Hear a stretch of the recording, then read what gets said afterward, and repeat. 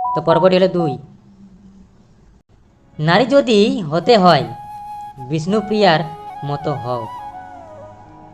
নারী যদি হতেই হয় তাহলে সীতার মতো হও, মীরার মতো হও। না হলে নিজেকে নারী বলো না। এরা তো জগতে এসেছিল প্রভুর জন্য।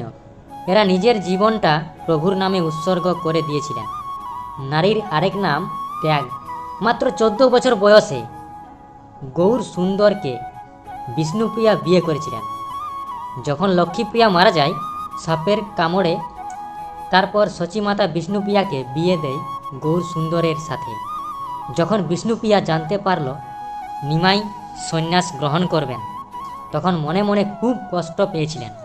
বিষ্ণুপ্রিয়াকে বলেছেন, প্রিয়া কটা দিনের জন্য বাপের বাড়ি ঘুরে এসো।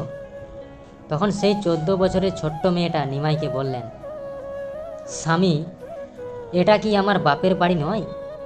তখন নিমাই সন্ন্যাস উত্তর দিলেন, এটা কি করে তোমার বাপের বাড়ি হলো?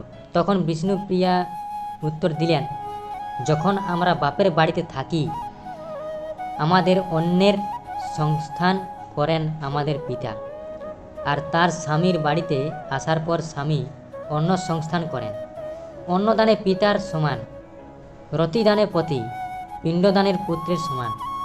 অর্থাৎ যখন কোনো নারীকে কোনো পুরুষ অন্নদান করে তখন সেই নারীর পিতা হয়। যখন কোনো নারীকে কোনো পুরুষ রতি দান করে তখন সেই পুরুষ তার পতি হয়।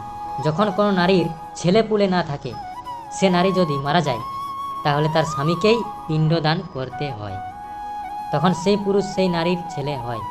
তখন বিষ্ণুপ্রিয়ার কাছ থেকে এই শিক্ষা পেয়ে নিমাই বিষ্ণুপ্রিয়াকে বললেন, এত কিছু জানলে কি করে? স্বামী, আপনি যদি পণ্ডিত হন, আমি যে পণ্ডিতের কন্যা, যদি মাতা পিতা ঠিক হয় তাহলে সন্তান তো ঠিক হবেই।